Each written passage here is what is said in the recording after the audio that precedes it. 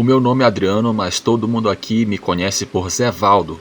Eu sou natural de Mombaça, lá no sertão do Ceará. Trabalho com transporte escolar faz mais de 15 anos, dirigindo uma van branca que já rodou mais quilômetros que um cigano velho. Aqui em Mombaça, a vida é tranquila. Sabe como é que é? Todo mundo se conhece. A gente vive um clima de interior. Eu cresci brincando nas mesmas ruas que hoje os meus filhos brincam. Meu pai trabalhava na prefeitura como pedreiro. Nunca fomos ricos, mas também nunca nos faltou nada.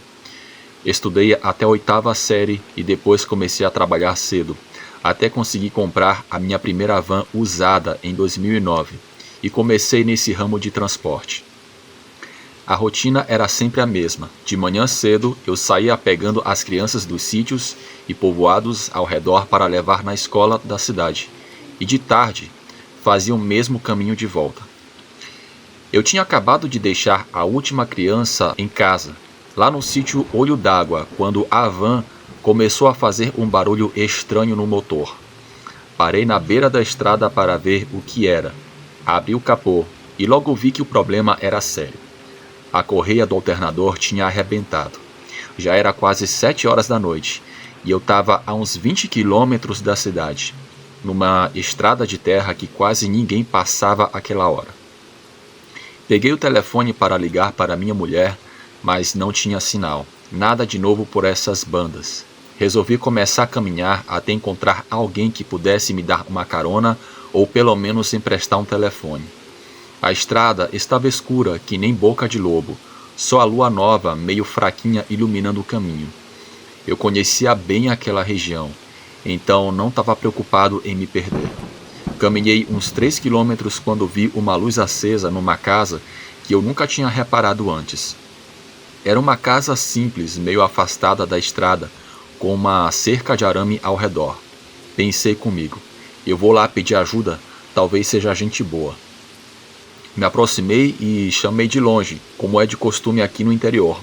Um homem apareceu na porta, devia ter uns 60 anos, cabelo grisalho, jeito simples de sertanejo raiz. Boa noite, meu amigo, desculpa te incomodar essa hora, mas a minha van quebrou ali na estrada e eu tô precisando usar um telefone, falei ainda no portão. O homem se chamava Raimundo, morava só com uma filha que era a Creuza, uma moça de uns 20 e poucos anos, bem educada e simpática.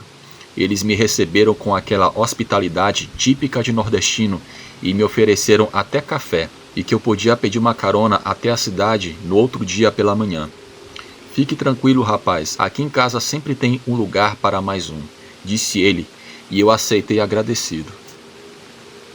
Passamos mais um tempo conversando sobre outros assuntos e quando deu umas 10 horas da noite, eles me arrumaram um colchão na sala para eu dormir.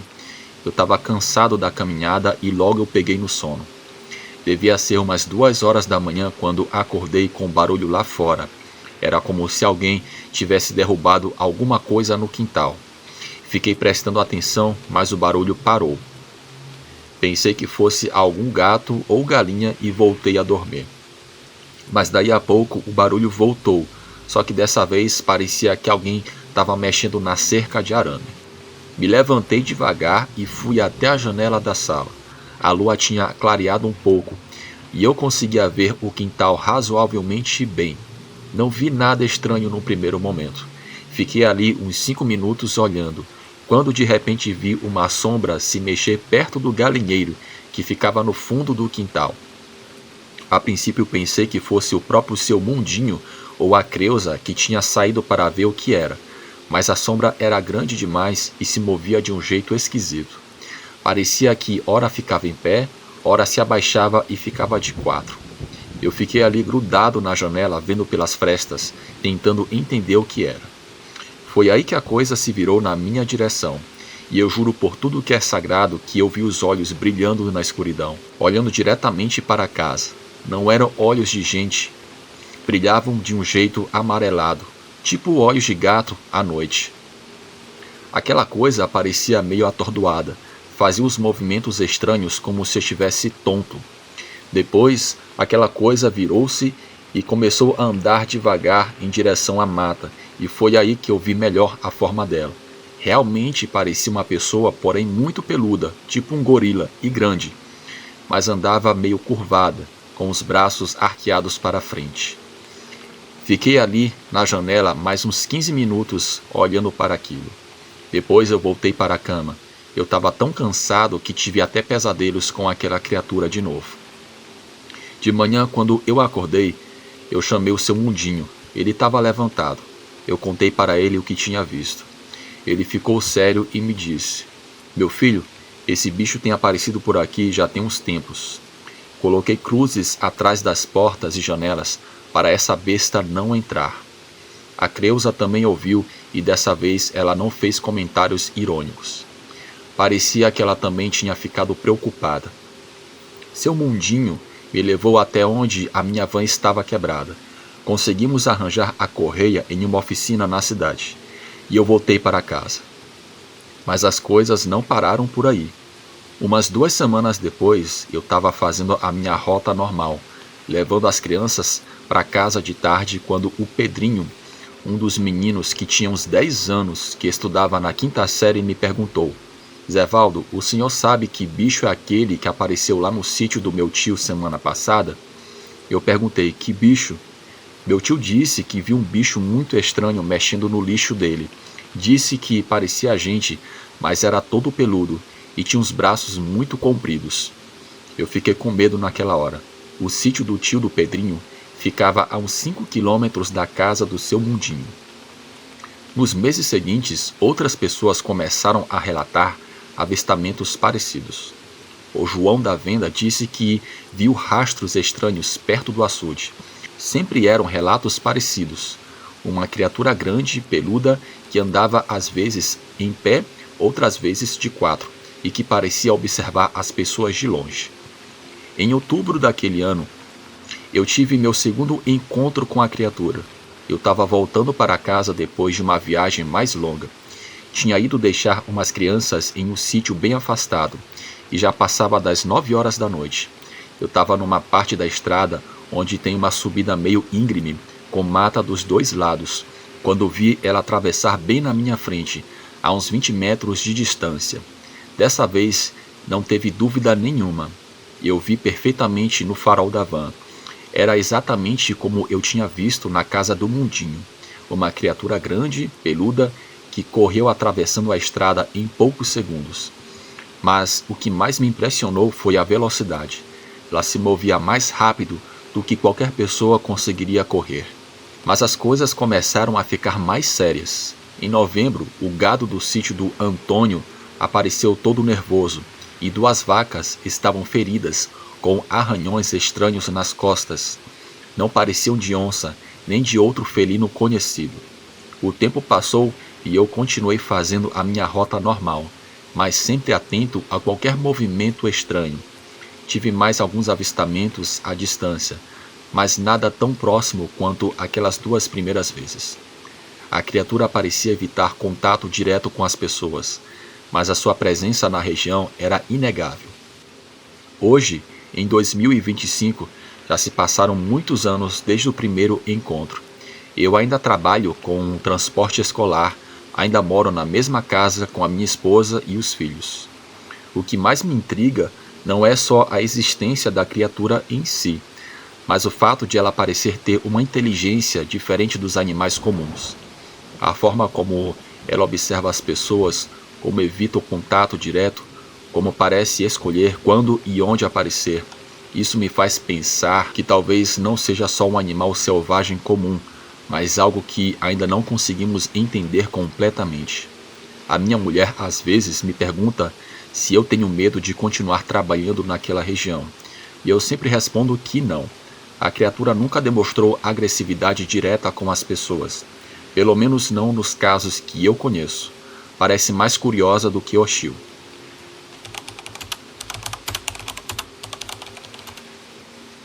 Olá, podem me chamar de Patrick. Era janeiro de 2003. Naquele tempo eu morava ainda com os meus pais, bem no centro da cidade. A minha mãe, Dona Conceição, sempre me falava para ter cuidado com as companhias, que a amizade ruim leva o homem para o buraco. Meu pai, seu Antônio, Era mais na dele, mas quando abria a boca, era para falar coisas com fundamento. Eu sempre fui meio agitado, gostava de uma aventura, de conhecer lugar novo. Desde moleque, eu e minha turma saía para pescar, nadar no rio, explorar as fazendas ao redor da cidade. A gente conhecia cada cantinho desse pedaço de chão com a palma da mão. Tinha o pessoal do colégio que continuou amigo depois que terminamos o segundo grau. O Marquinhos, filho do dono da farmácia, o Dito, que era forte feito um touro e meio cabeça dura, o Paulinho, que todo mundo chamava de peixe porque o menino nadava muito bem. Naquele janeiro estava um calor desgraçado. O sol rachava o chão e a gente não aguentava mais ficar parado. Todo fim de semana era a mesma coisa. A turma se juntava e ia para o rio que passa atrás da cidade. Só que o local estava sempre cheio, principalmente nos fins de semana. Família inteira reunida ia para lá, crianças fazendo barulho, pessoal bebendo cerveja e fazendo churrasco, e até rolava briga. Já teve muitas vezes que eu vi a gente lá saindo no tapa, e teve uma vez que 2 mulheres saíram na bolacha brigando por causa de uma calcinha. Eu não tinha sossego para nada. O Marquinhos apareceu na oficina certa vez com uma ideia na cabeça. Ele tinha conversado com o pai dele sobre um lugar diferente para a gente ir no sábado. O pai do Marquinhos conhecia um fazendeiro chamado de Machão, apelido que grudou nele desde jovem por causa do porte físico, que tinha uma represa na propriedade dele. Segundo o que Marquinhos ouviu, o lugar era muito bonito, água limpa e sem movimento de gente. Patrick, o pai falou que é só a gente pedir pro seu Machão que ele deixa.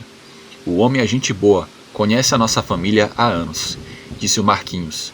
Eu achei a ideia interessante, lugar novo, sem bafafá, só nós 4 curtindo o fim de semana. Chamamos o Dito e o Paulinho e todo mundo topou na hora.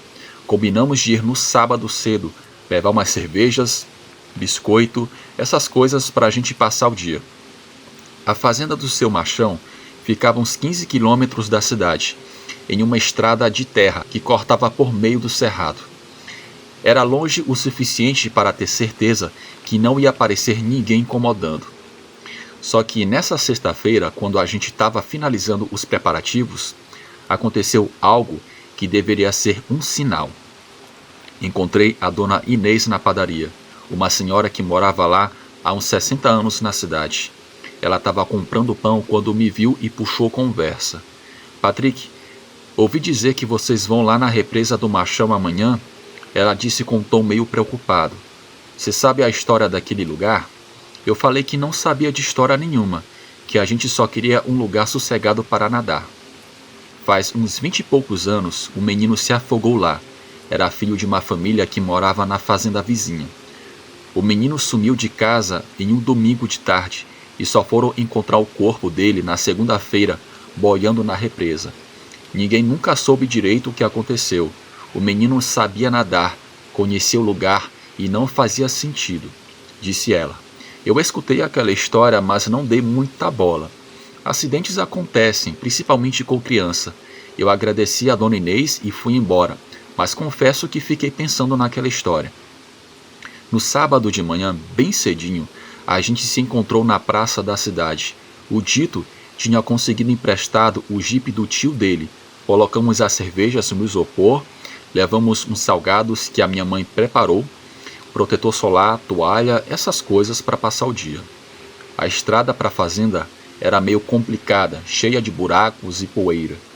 O jipe balançava que nem maracá, mas a gente estava empolgado demais. Chegamos na fazenda por volta das 9 horas da manhã. A propriedade era grande, com pasto até onde a vista alcançava, gado espalhado e uma casa-sede antigas, mas bem cuidada. O seu Machão estava na entrada da casa quando a gente chegou. Era um homem alto, forte, cabelo já branco, mas uma postura que metia medo em muita gente. Ele devia ter uns 60 e poucos anos. E aí, rapaziada, vocês devem ser os amigos do Marquinhos? Ele disse saindo da casa. O pai dele já falou comigo. Podem ficar à vontade. A represa fica a uns 2 quilômetros daqui, seguindo aquela trilha ali. É só seguir direto que vocês vão dar lá. Agradecemos e perguntamos se ele queria alguma coisa em troca, mas ele dispensou. Só cuidem para não fazer barulho, não deixem sujeira e não mexam com o gado. Foi o que ele pediu. Pegamos o jipe e seguimos a trilha que ele indicou. A estrada era ainda mais precária, mas parecia uma picada no meio do mato. Mas a paisagem era muito bonita, cerrado nativo dos dois lados e passarinhos cantando. Quando vimos a represa, tinha umas pedras grandes que formavam uma praia natural. Árvore ao redor fazendo sombra. Era exatamente o que a gente estava procurando. Um lugar bonito, sossegado, só nosso. Armamos a nossa base numa sombra gostosa. Abrimos cervejas e começamos a curtir. O Paulinho foi o primeiro a entrar na água como sempre. Mergulhou e ficou uns tempos lá embaixo, testando a profundidade. Por volta do meio-dia, quando estávamos nadando, paramos para almoçar. Sentamos na sombra, comemos os salgados da minha mãe e continuamos bebendo cerveja. A tarde continuou tranquila. A gente voltou para a água, ficou conversando, relaxando. Por volta das 4 horas, o sol estava começando a perder força, mas ainda fazia calor. Foi quando um dos nossos amigos resolveu atravessar a represa nadando de uma margem para a outra. Era o Paulinho. Era uma distância considerável, uns 100 metros, mas para o Paulinho era moleza. Ele saiu nadando com aquele estilo dele. A gente ficou na margem conversando, de olho nele, mas sem preocupação. Ele já estava quase chegando do outro lado quando algo estranho aconteceu. De repente, ele parou de nadar e começou a se debater na água. A princípio, achamos que ele estava brincando, mas daí ele gritou: "Gente, socorro! Tem alguma coisa aqui! Alguma coisa está me puxando!" O tom de voz dele não era de brincadeira, era desespero real. O dito foi o primeiro a reagir, mergulhou e saiu nadando na direção dele. Eu e Marquinhos seguimos logo atrás. Quando chegamos perto do Paulinho, ele estava claramente em pânico. Ele se debatia na água, tentando se manter na superfície, mas parecia que algo estava puxando ele para baixo pelas pernas. "Tem alguma coisa aqui embaixo! Tem alguma coisa puxando a minha perna!" Ele gritava enquanto batia o braço, tentando se livrar. O dito conseguiu chegar até ele e segurou o nosso amigo por debaixo do braço. Foi nesse momento que eu vi uma coisa muito sinistra. Enquanto eu ajudava Dito a trazer nosso amigo para a margem, olhei para baixo através da água cristalina e vi uma sombra. Não era um peixe e nem um galho de árvore, nem nada natural. Era a silhueta de uma pessoa, mas distorcida, estranha. A figura parecia ser um adolescente magro, mas que tinha algo muito errado. Os braços eram deformados, o movimento não era natural. Por um segundo, eu pude ver os olhos daquela criatura. Eram olhos escuros, sem brilho, e a boca estava aberta em um formato estranho. Conseguimos trazer ele de volta para a margem. O Paulinho estava ofegante, tremendo, mas estava bem. Ele ficou uns minutos sem conseguir falar direito, só respirando fundo e olhando para a água com medo. Gente, eu senti uma mão nas minhas pernas, uma mão de gente. Tentaram me puxar para baixo com muita força. Ele disse quando conseguiu se acalmar um pouco. Ninguém duvidou dele. O Paulinho não era de inventar histórias, ainda mais ter medo de água. Se ele estava falando que algo tinha acontecido, é porque tinha mesmo, e eu tinha visto. Decidi não contar o que tinha visto para não deixar a situação ainda mais tensa. Juntamos nossas coisas rapidinho e subimos no jipe. Quando chegamos na cidade, já era noite. Nos despedimos sem muito papo. Cada um foi para a sua casa. Cheguei em casa e encontrei a minha família jantando. Minha mãe perguntou como tinha sido o dia, se a gente tinha se divertido. "Foi bom, mãe. Lugar bonito, água limpa." Respondi, mas não entrei em muitos detalhes. Não sei se aquela coisa que eu vi tem a ver com o menino que se afogou há vários anos atrás naquele riacho. Não preciso nem falar que eu nunca mais quis nadar ali de novo. Mesmo seu machão sendo muito gente boa, eu prefiro não arriscar de novo. Bem, esse foi o meu relato. Tenham todos uma ótima noite.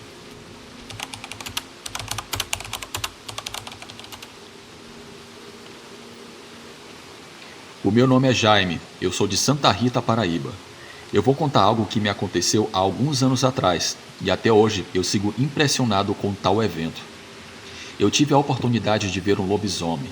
Naquele ano então, eu estava na minha caminhonete. Era a noite de 24 de dezembro, véspera de Natal. Eu estava passando pelo campo tranquilamente. De repente, consegui ver um cachorro preto bastante estranho. Tinha um pelo com cerca de 10 centímetros de comprimento e de uma cor extremamente preta e limpa. O pelo brilhava, quase tornando-se prateado. Se os meus cálculos estiverem certos, esse ser tinha cerca de 1 metro de altura e 1,80 m de comprimento. Até hoje me lembro de como caminhava de uma forma bizarra e desengonçada. Demonstrava muita segurança, ainda bem que nem sequer olhou para mim. Tinha as patas como as de um cachorro e estas pareciam muito musculosas. Esse animal era muito diferente de um cachorro comum. Com o meu carro, consegui me aproximar mais alguns metros. Eu pude notar parte do focinho, do qual saiu uma presa dianteira. Era tão branca como marfim. Como mencionei, o lobisomem não se incomodou com a minha presença, mas eu senti um certo medo. Aquele não era um cachorro qualquer, e aquela zona era conhecida por relatos de histórias de assombrações e lobisomens. Por isso eu decidi seguir meu caminho e acelerar para chegar à minha cidade o mais rápido possível. Essa foi a minha breve experiência com o lobisomem. Boa noite.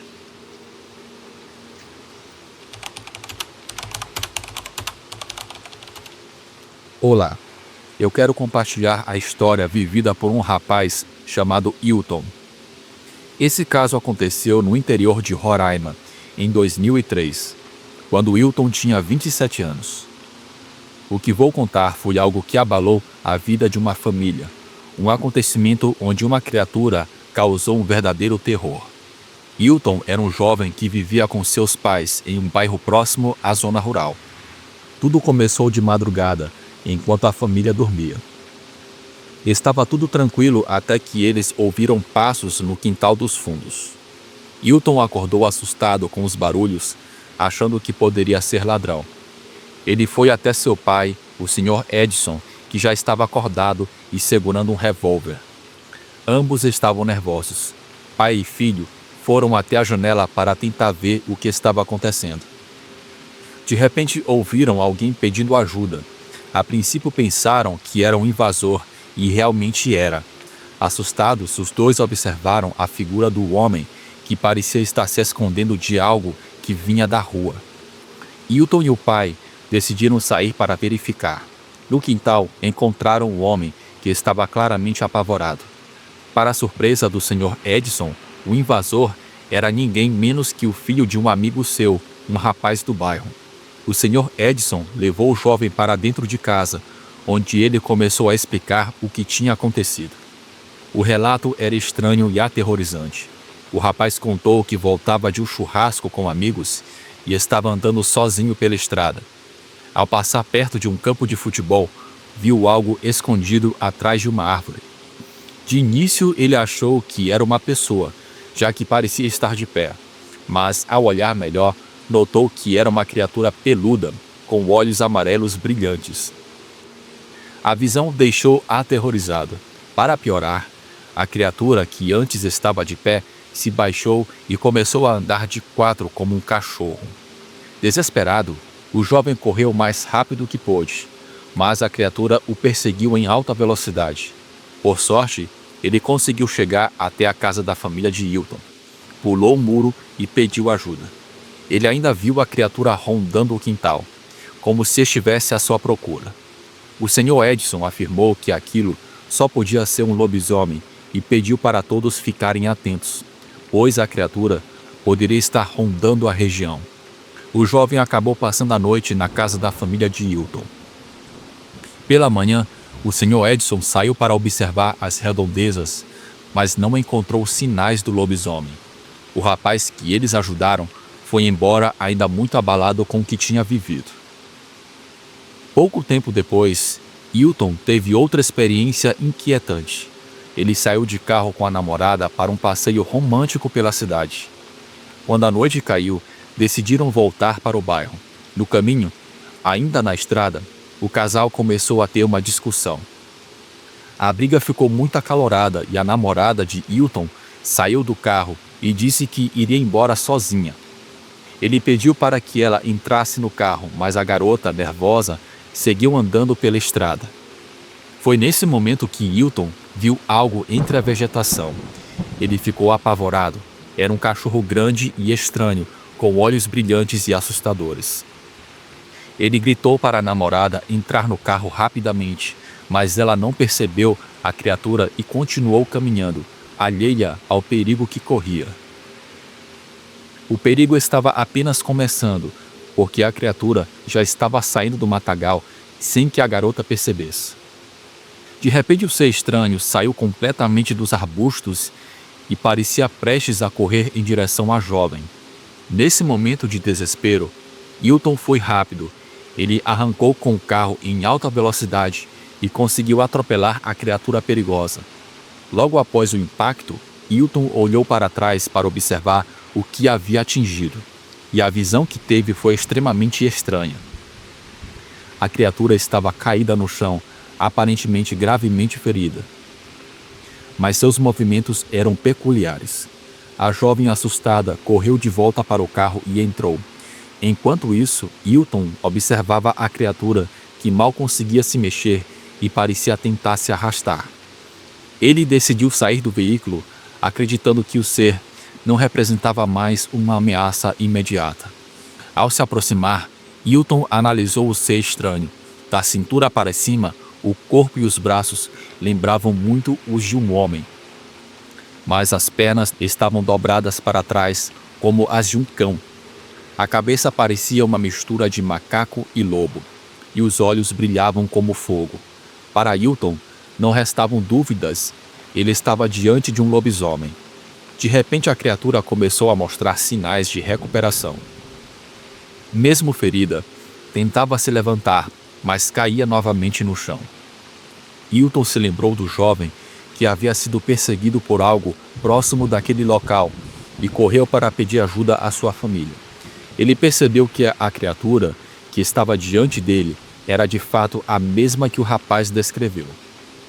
O perigo aumentou quando o lobisomem, com grande dificuldade, conseguiu se levantar e começou a se mover, ainda que de forma instável e mancando. Lentamente, a criatura desapareceu na escuridão do mato. Hilton pensou em atropelar o ser novamente, mas optou por não arriscar, já que sua prioridade era a segurança de sua namorada. O casal voltou para o carro e partiu rapidamente, dirigindo direto para casa. Lá, Hilton contou ao seu pai, o Sr. Edson, tudo o que havia acontecido. Ele relatou o encontro com o lobisomem e o acidente na estrada. O Sr. Edson ouviu com atenção e disse que eles deveriam ficar alertas. Ele acreditava que se o lobisomem fosse real, poderia haver alguém gravemente ferido em algum lugar na vizinhança. Ele sugeriu que poderia ser o mesmo ser que Hilton havia atropelado. Possivelmente já estava transformado em humano de novo. No dia seguinte, Edson foi até o local do acidente. Ele encontrou movimentação policial, uma ambulância dos bombeiros e uma maca sendo usada para resgatar um homem ferido. Para sua surpresa, o homem estava todo enfaixado e parecia muito assustado. Ele suplicava para não ser levado para o hospital, alegando que um grupo ou o governo estava atrás dele. Edson não sabia se o ferido estava delirando ou se falava a verdade, mas lembrou das palavras do filho sobre o lobisomem. Ele começou a suspeitar que aquele homem era de fato a criatura que Hilton havia atropelado. A teoria de Edson era que esses seres viajavam de cidade em cidade para escapar de forças ocultas que tentavam capturá-los. Mais tarde, Edson tentou visitar o hospital para obter informações sobre o homem ferido, mas ninguém quis dar detalhes. Disseram apenas que o suspeito havia sido transferido para um outro hospital em uma outra cidade e que ele estava sendo procurado pelas autoridades. Apesar de toda a tensão, Hilton nunca foi intimado pela polícia para esclarecer o acidente. No entanto, ele continua pensando no que viveu e na visão assustadora daquela criatura. Para ele, o lobisomem não é apenas uma lenda, mas algo real que ele jamais esquecerá. Boa noite.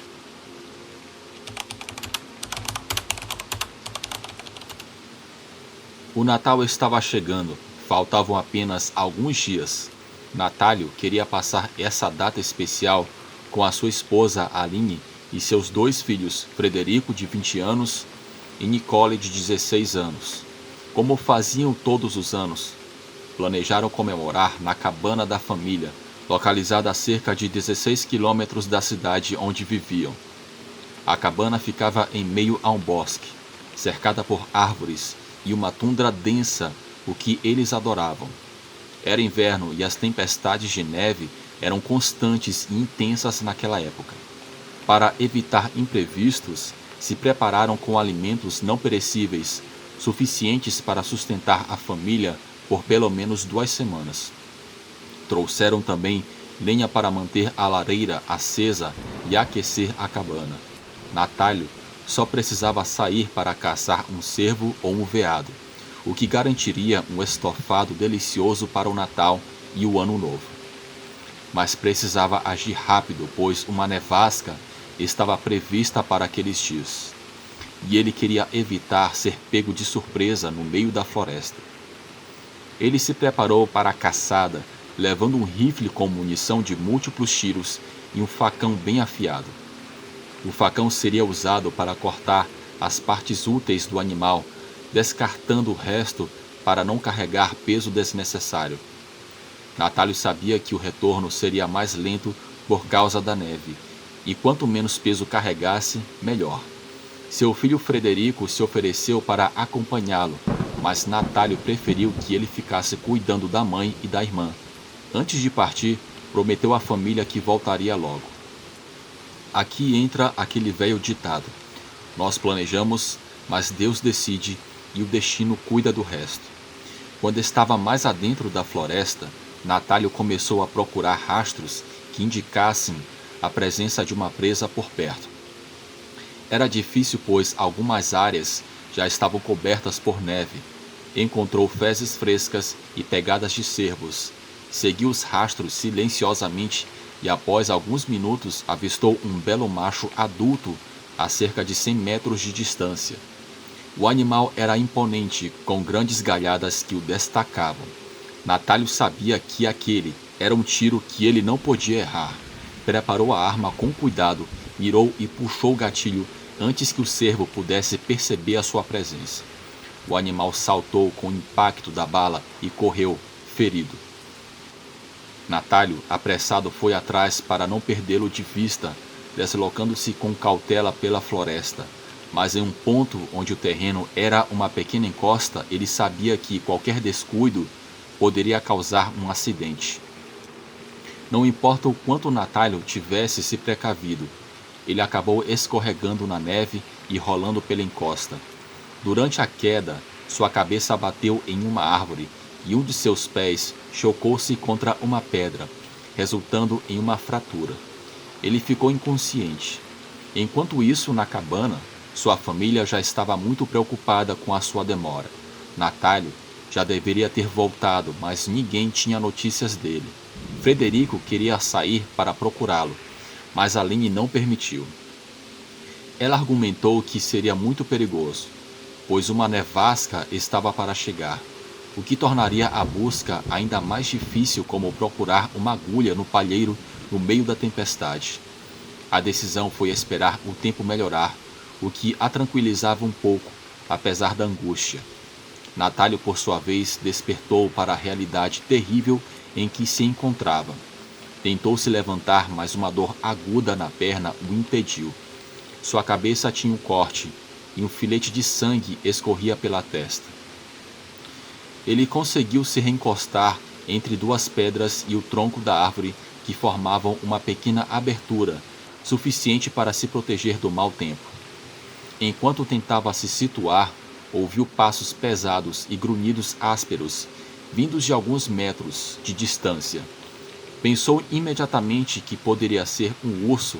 Desesperado, olhou ao redor em busca de sua arma, mas ela estava longe de seu alcance. Com cuidado, começou a espiar para identificar o que produzia aqueles sons. Quando finalmente viu o que era, ficou completamente aterrorizado. Por sorte, a criatura não havia notado. Natálio se escondeu melhor, tentando não ser descoberto. A noite caiu e ele conseguiu se proteger um pouco mais com a escuridão. Na manhã seguinte, bem cedo, Frederico insistiu novamente com a sua mãe para ir atrás de Natálio. Ele argumentou que quanto mais esperassem, menos seriam as chances de encontrá-lo com vida.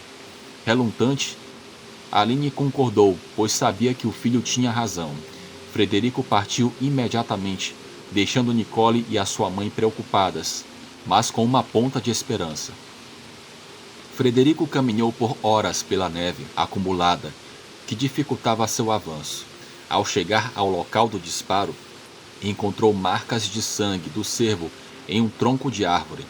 Ele seguiu a trilha, descendo a mesma encosta onde o pai havia se acidentado, sem imaginar que estava muito próximo dele. Algo dentro de si dizia que logo o encontraria. Porém, metros mais à frente, Frederico parou de repente, congelado no lugar. O que ele viu fez o coração dele disparar, e o medo tomou conta de seu corpo. A apenas 15 metros de distância, Frederico viu uma criatura descomunal de 4 patas, devorando o cervo que Natálio havia abatido. Aquela besta com traços de lobo e humano não notou sua presença por estar concentrada na carne, mas Frederico, ao tentar se esconder, fez um barulho que revelou a sua posição. Aquele ser ergueu a cabeça e fixou seus olhos frios no jovem, enquanto Frederico, paralisado de terror, não conseguia desviar o olhar. Em questão de segundos, a criatura que parecia um lobisomem deu 2 saltos e chegou até ele, com um grande pedaço de carne sangrando em seu focinho.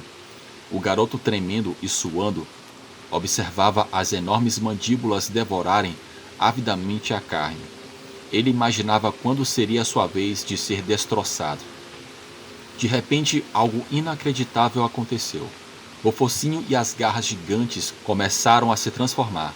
Aos poucos, o monstro assumiu a forma de um homem com roupas rasgadas. Frederico ainda estava tomado pelo medo. Não conseguiu dizer nada. O homem estranho falou: "Não tenha medo. Eu me alimento de animais, não de humanos. No lugar de onde venho, respeitamos as pessoas." O lobisomem, ou o homem, perguntou: "O que você está fazendo sozinho por aqui?"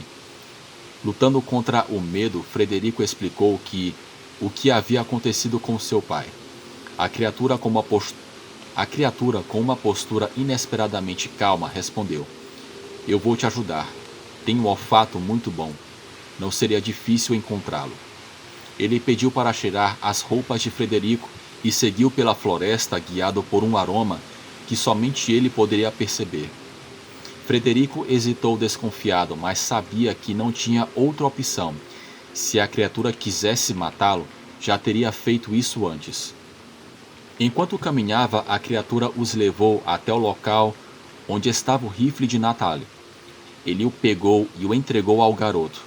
Esse gesto começou a conquistar a confiança de Frederico, pois se fosse outro, certamente teria ficado com a arma. Continuaram a buscar até que encontraram Natálio inconsciente entre as rochas e a árvore, quase coberto pela neve. Nesse momento, diante dos olhos incrédulos de Frederico, o homem começou outra transformação, voltando a ser um lobisomem. Suas garras e o corpo cresceram até que se tornaram uma criatura imponente. Frederico, tomado pelo pânico, disparou sua arma para o alto, tentando assustá-lo. O lobisomem, com um movimento rápido, derrubou a arma e soltou um uivo poderoso. Em seguida, pegou Natálio em seus ombros e começou a caminhar novamente.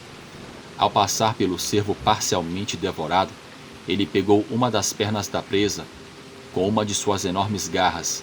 Agora carregava Natálio e o alimento.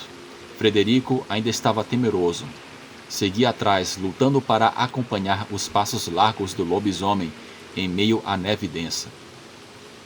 De repente, Frederico ouviu um rugido diferente, pensando que era o lobisomem. Caminhou na direção do som, mas se deparou com um enorme urso faminto. que o encarava como se fosse a próxima refeição.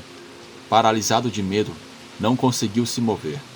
Quando o urso estava prestes a atacá-lo, outro rugido ecoou pela floresta. Era o lobisomem que se lançou contra o urso em uma batalha feroz. Os rugidos e sons de luta rasgaram o silêncio da noite. Frederico, incapaz de enxergar muito devido à tempestade, apenas torcia para que seu protetor saísse vitorioso. Após alguns minutos que pareceram uma eternidade, a silhueta do lobisomem surgiu entre a neve. Ele soltou um uivo triunfante antes de pegar Natálio novamente e continuar a jornada. Embora esgotados, seguiram caminhando por horas pela noite gélida. Frederico, impressionado e grato, começava a entender que aquela fera, apesar de assustadora, havia se tornado sua única esperança de salvar seu pai e voltar para casa. Frederico e o lobisomem continuaram caminhando pela neve densa, cada vez mais exaustos. Quando o garoto já sentia que não aguentaria mais, avistaram ao longe uma pequena luz. Era a cabana da família. Frederico soltou um suspiro de alívio.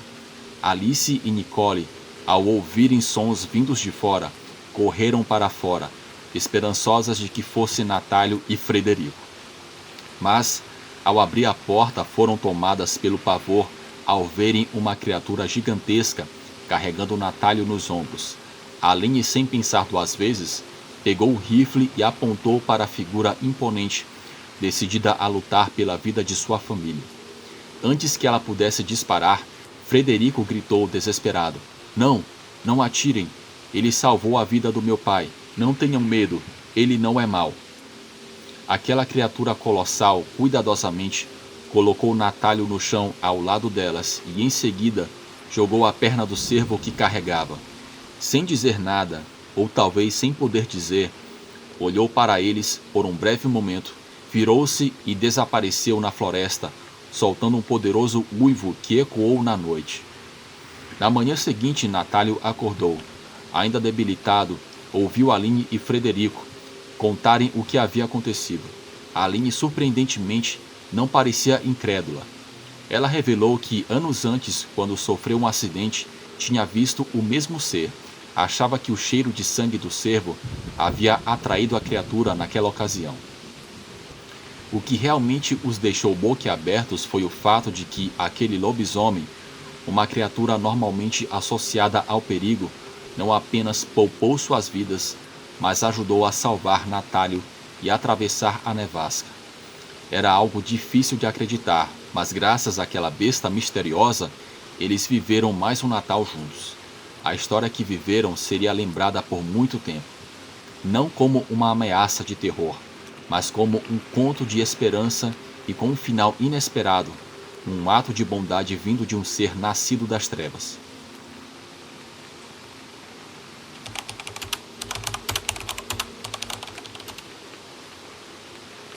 Olá, Bruno, e a todos do canal.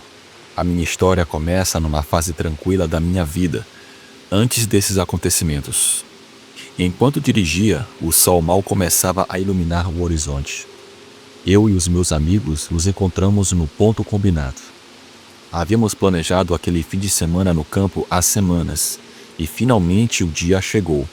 Era sexta-feira e a promessa de 2 dias de relaxamento, churrasco e cerveja era exatamente o que precisávamos, para esquecer os problemas do cotidiano na fábrica onde trabalhamos. Com as mochilas cheias de mantimentos e aquela animação que só dá um gás, seguimos rumo à aventura. No caminho paramos numa conveniência para comprar o que faltava. A ideia de deixar o caos da cidade para trás e mergulhar na paz do campo era quase intoxicante. Assim como as cervejas que começamos a beber enquanto dirigíamos. A estrada até o povoado onde ficava a fazenda não era longa, mas a ansiedade de chegar era grande. A rodovia se serpenteava entre campos verdes e colinas, revelando paisagens que nos lembravam como a natureza podia ser bonita. Conversávamos animados enquanto a música tocava no rádio, já imaginando os bons tempos e os momentos que nos esperavam. Quando chegamos ao vilarejo, seguimos por uma trilha longa, cercada de árvores, e a vegetação era densa. Depois de algumas orientações e curvas, encontramos o caminho certo. A estrada se estreitava à medida que avançávamos, cercada de árvores altas e arbustos por todos os lados. De repente a fazenda apareceu. Era uma casa charmosa, rodeada por campos abertos e com uma serenidade que dava vontade de ficar ali para sempre. Antigamente, a casa era lar de fazendeiros, mas agora era alugada para eventos e encontros. Nós, um grupo de amigos cansados da rotina, éramos os sortudos daquele fim de semana. Quando vimos o lugar igualzinho às fotos, ficamos ainda mais animados. Descemos do carro cheio de entusiasmo e começamos a explorar o nosso lar temporário. A fazenda era encantadora, com um quintal enorme e uma vista incrível, que parecia um convite para relaxar e aproveitar. Sem perder tempo, acendemos a churrasqueira, colocamos as cervejas para gelar e montamos o som para começar a festa. O dia foi passando entre caminhadas tranquilas, conversas ao redor da fogueira e muita risada. O estresse e as preocupações do dia a dia pareciam desaparecer a cada pedaço de carne que a gente engolia e a cada cerveja também. Mas mal esperávamos que, naquela noite, teríamos uma experiência horrível. Quando a noite caiu, a fazenda foi envolvida por um céu estrelado. Nos reunimos em volta da fogueira, contando histórias e sonhos, enquanto o estalar da madeira queimada fazia companhia para a gente. A festa estava no auge, a fogueira brilhava, as cervejas fluíam e o clima era perfeito. Um dos meus amigos, Juan, com aquele brilho travesso nos olhos, disse o seguinte: que tal contarmos histórias de terror? A gente ficou bem animado e pediu que ele contasse primeiro. E então, em um tom calmo, ele começou com a seguinte história. Meu avô dizia que há muitos anos, nessas mesmas matas, onde estamos agora, andavam criaturas terríveis, seres metade humanos, metade animais, nascidos de bruxos que venderam suas almas para o coisa ruim, em busca de poder e riqueza. Durante rituais sombrios no meio da mata, nas horas mais escuras da noite, essas pessoas passavam por uma transformação horrenda. Esses bruxos tiravam a pele humana e vestiam a pele de um animal, deixando para trás qualquer traço de humanidade. Transformados, tornavam-se criaturas bestiais, aterrorizantes, que vagavam por trilhas e vilarejos, caçando na calada da noite.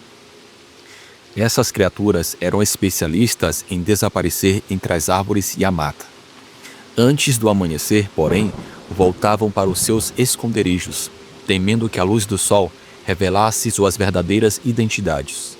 Durante o dia, se ocultavam nas profundezas das cavernas e matas, esperando pacientemente a noite para sair novamente.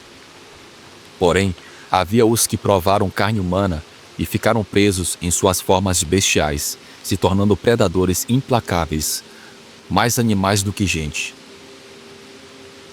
Esses eram os mais perigosos, alimentando as lendas que os moradores locais contam até hoje. Dizem que, às vezes, atacavam camponeses e aventureiros como nós.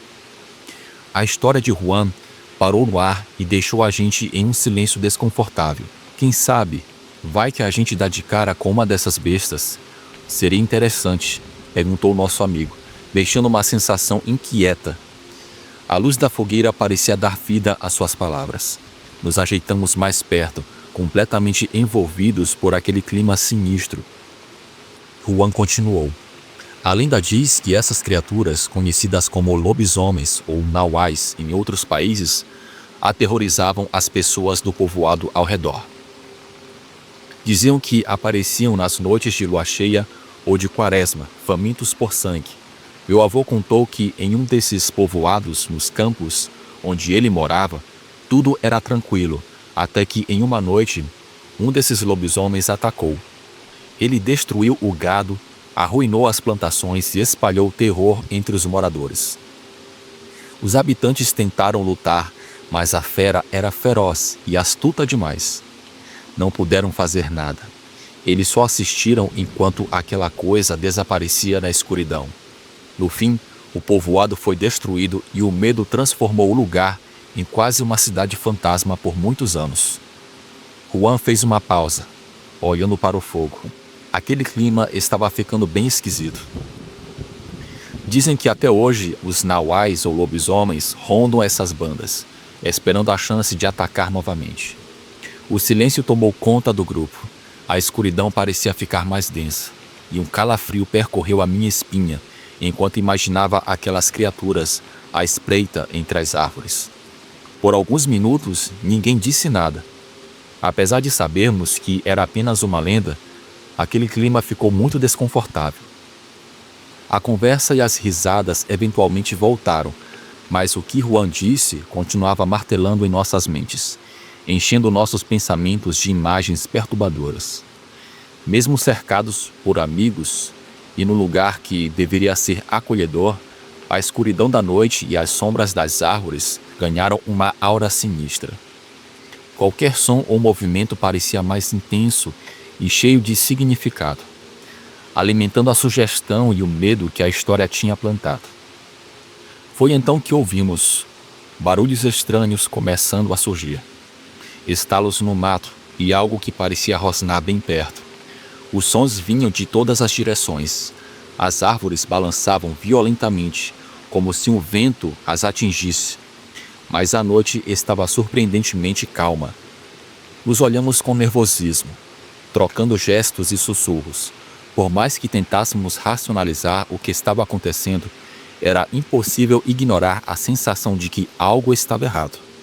Decidimos iluminar a mata com lanternas e lamparinas, tentando encontrar a origem daqueles barulhos.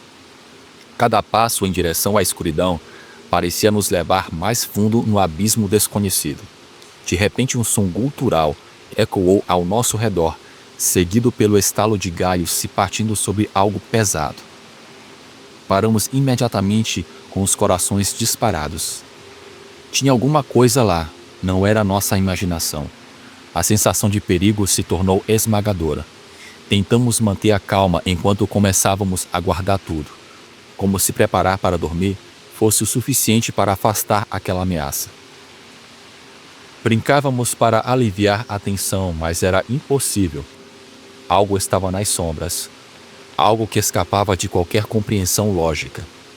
Foi então que vimos, surgindo das árvores, um ser deformado e grotesco, congelando nossa espinha. Era negro como a própria noite, quase indistinguível em meio à escuridão. Sua pele, ou melhor, sua pelagem, brilhava sob a luz da lua. Sua forma era grotesca. Era uma coisa toda esquisita, toda esculhambada. É difícil descrever. A escuridão ao redor daquela criatura dava um ar sinistro. Seus olhos eram amarelos brilhantes. Brilhavam muito na escuridão. A criatura se movia com uma agilidade sobrenatural, se esgueirando entre as árvores com rapidez que desafiava a lógica. Cada movimento era uma dança macabra. Aquilo nos deixou com muito medo. As patas traseiras daquela coisa pareciam inversas. Ela emitia um som gutural, quase canino, meio que humano também. O medo foi indescritível. A gente ficou se olhando com os olhos arregalados sem entender o que era aquilo. Era surreal. O pavor nos imobilizou e por um instante que pareceu eterno, tudo o que fizemos foi encarar, horrorizados, aquele ser nos observando à distância, com olhos famintos e sedentos. De repente Juan quebrou o silêncio e disse: "Isso é um lobisomem." O caos se instaurou. Corremos em direção à segurança da casa, cegos pelo pânico e pela desesperança. A criatura nos seguiu de perto, seus olhos brilhando na escuridão, e aquilo corria de uma forma muito estranha. Ao nos trancarmos dentro da casa, o som dos seus rosnados continuava ecoando do lado de fora. Aquilo parecia rondar a casa, esperando o momento certo para atacar. O terror tomou conta de nós. Os barulhos lá fora ficaram cada vez mais intensos, como se a criatura estivesse brincando com o nosso medo. Cada passo ou ruído nos fazia gritar e temer. Nos escondemos dentro da casa, mas mesmo ali não estávamos a salvo. Os sons pareciam nos seguir, como se a criatura fosse onipresente, migrando de um lado para o outro da casa. Naquele momento, Juan nos disse: meu avô disse que nessas horas só resta rezar.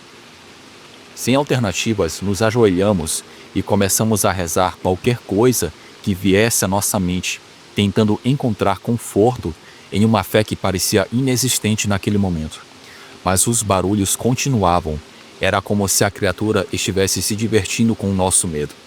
O terror aumentou quando o rosto da criatura apareceu de repente em uma das janelas. Seus olhos brilhavam com uma maldade quase inteligente. Isso nos aterrorizou ainda mais. Corremos para uma das salas, nos trancamos e começamos a buscar desesperadamente algo que pudesse servir como arma. Pegamos qualquer coisa ao alcance, enquanto a criatura continuava rosnando e golpeando as paredes e o teto. A sensação de impotência era esmagadora. Tudo o que queríamos era que amanhecesse logo, acreditando que a luz do dia poderia afastar aquele ser. Com o passar dos minutos, o céu começou a clarear, trazendo os primeiros raios da manhã. Mantivemos a respiração suspensa, esperando que a criatura desaparecesse com a luz. Finalmente, o silêncio caiu. Aproveitamos o momento e fugimos dali o mais rápido possível. Carregamos o peso daquela experiência assustadora. De volta à cidade, ninguém disse nada. Não nos despedimos. Cada um seguiu seu caminho tentando esquecer. Mas mesmo agora, eu sinto arrepio só de descrever isso. Bem, hoje em dia, se eu vejo lugares rurais, eu tenho aquela lembrança quando nós vimos aquele lobisomem rondando aquela fazenda. Boa noite.